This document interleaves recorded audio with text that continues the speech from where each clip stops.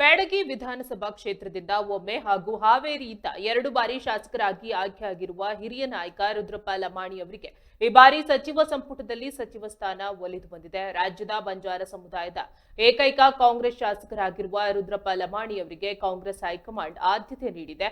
ಹಾವೇರಿ ಜಿಲ್ಲೆಯ 6 ಕಾಂಗ್ರೆಸ್ ಶಾಸಕರಲ್ಲಿ ಸಚಿವ ಸ್ಥಾನಕ್ಕಾಗಿ ಬಸವರಾಜ ಶಿವಣ್ಣನವರ್ ಹಾಗೂ ಶ್ರೀನಿವಾಸ್ ಮನೆಯವರ ನಡುವೆ ತೀವ್ರ ಪೈಪೋಟಿ ಇತ್ತು. ಆದರೆ ಅಂತಿಮವಾಗಿ ರುದ್ರಪ್ಪ ಲಮಾಣಿ ಅವರಿಗೆ ಸಚಿವ ಸ್ಥಾನ ಲಭಿಸಿದೆ. ಸದ್ಯ ಕರ್ನಾಟಕ ವಿಧಾನಸಭೆಯ ಉಪಸಭಾಧ್ಯಕ್ಷರಾಗಿ ಸೇವೆ ಸಲ್ಲಿಸುತ್ತಾ ಇರುವ ಅವರು ಶೀಘ್ರದಲ್ಲೇ ತಮ್ಮ ಹುದ್ದೆಗೆ ರಾಜೀನಾಮೆ ನೀಡಿ ಹೊಸದಾಗಿ ಸಚಿವರಾಗಿ ಪ್ರಮಾಣ ವಚನ ಸ್ವೀಕರಿಸಲಿದ್ದಾರೆ. LLB ಪದವೀಧರರಾಗಿರುವ ರುದ್ರಪ್ಪ ಲಮಾಣಿ ಅವರು 1980ರಲ್ಲಿ ಕಾಂಗ್ರೆಸ್ ಪಕ್ಷ ಸೇರ್ಪಡೆಯಾಗಿ 1987ರಿಂದ 1992ರವರೆಗೆ ಧಾರವಾಡ ಜಿಲ್ಲಾ ಪರಿಷತ್ ಸದಸ್ಯರಾಗಿದ್ದರು.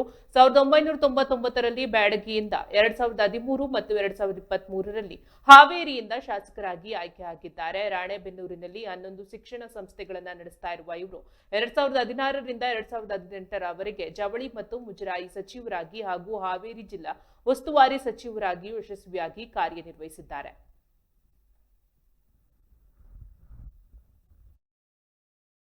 ಮತ್ತು ಸಚಿವ ಸ್ಥಾನ ಬೇಕಾಗಿತ್ತು.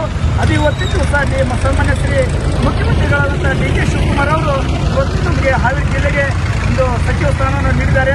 ಅವರಿಗೆ ಮತ್ತೆ ನಮ್ಮ ಹಾವೇರಿ ಜಿಲ್ಲೆ ಪರವಾಗಿ ಅಭಿನಂದನೆಗಳು ಹೇಳ್ತೇವೆ. ಮತ್ತು ಅದೇ ರೀತಿ ರುದ್ರಪ್ಪ ಲಮಾಣಿ ಅವರು ಕೂಡ ಸಾಕಷ್ಟು ರೀತಿ ಸಮಸ್ಯೆ ಇದೆ. ಅವರೆಲ್ಲ ಈ ಒಂದು ಸಚಿವ ಸಂಪುಟ ಆದ ನಂತರ ಮಿನಿಸ್ಟರ್ ಆದ ನಂತರ ನಮ್ಮ ಜಿಲ್ಲೆಗೆ ಬೇಕಾದಂಥ ಎಲ್ಲ ಸೌಕರ್ಯಗಳನ್ನು ಅವರು ಒದಗಿಸ್ತಾರೆ ಅಂತೇಳಿ ನಾವು ಈ ಸಮುದಾಯದಿಂದ ಆರಿಸಿ ಬಂದಂಥ ಏಕೈಕ ವ್ಯಕ್ತಿ ರುದ್ರಪ್ಪ ಲಮಾಣಿ ಅವರು. ಯಾಕಂದ್ರೆ ಹಿಂದಿನ ಸಂಪುಟದಲ್ಲೇ ಅವರಿಗೆ ಸಚಿವ ಸ್ಥಾನ ಸಿಗಬೇಕಾಗಿತ್ತು, ಆದರೆ ವಂಚಿತರಾಗಿದ್ರು.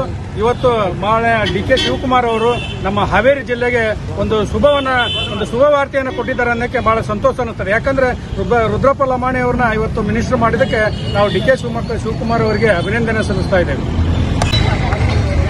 ಬೋಲೋ ಭಾರತ್ ಮಾತಾ ಕಿ ಜೈ.